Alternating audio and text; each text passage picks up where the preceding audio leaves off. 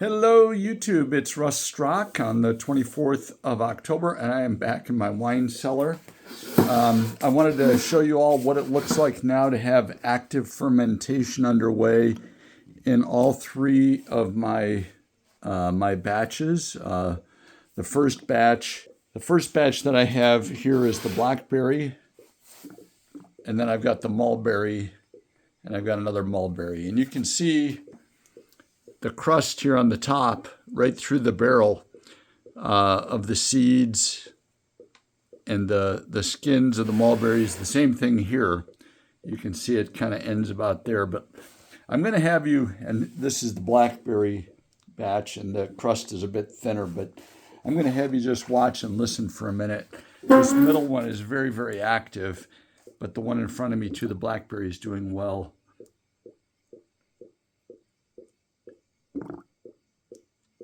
You should be able to hear those CO2 locks bubbling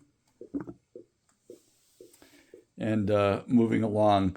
I think the reason that the third one down there on the end is not going so much is I added the second batch of yeast about 24 hours later. So that one is a tiny bit behind, but it's bubbling too. We'll just, yeah. So yeah, they're all moving along. So again, I'll pull. I won't keep this video going, but I do want to show you what active fermentation looks like on the inside. And again, here's that thick crust of fruit that floats to the top. It's now probably closer to 4 inches.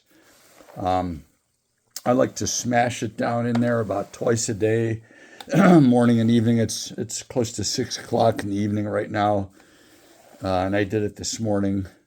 So this level of fermentation will probably continue for about maybe 4 days, 3 to 5 days, something like that, depending on temperature.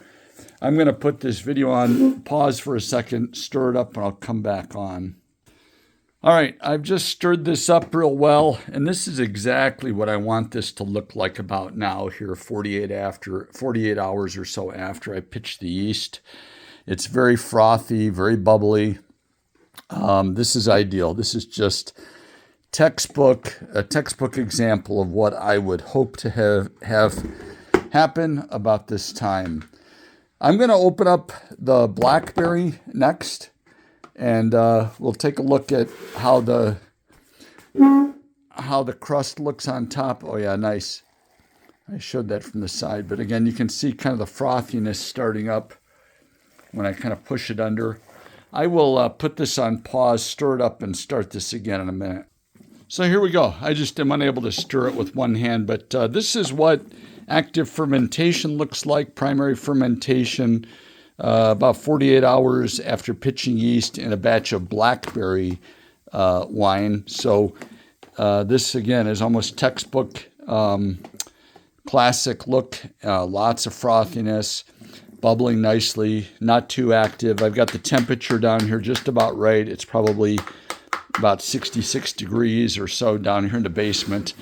I'm going to put this on pause again because I do want you to see this last batch.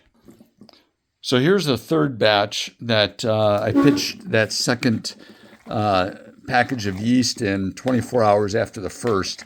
And it is, like I said, it's behind. The crust isn't nearly as defined, but it's definitely got some fermentation underway. The nice layer of fruit and seeds on the top here is clearly set up. Hopefully tomorrow morning it'll be bubbling just like the others. But yeah, I can see it kind of, if you watch it closely, you can see it kind of like glistening and moving. That's just the bubbles popping.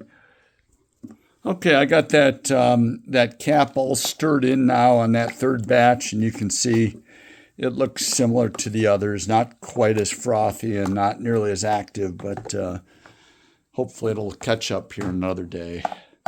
All right, YouTube, I hope you're enjoying this. This should give you a good chance to understand what primary fermentation looks like, kind of at the front end of its peak. All right, hope you enjoyed it.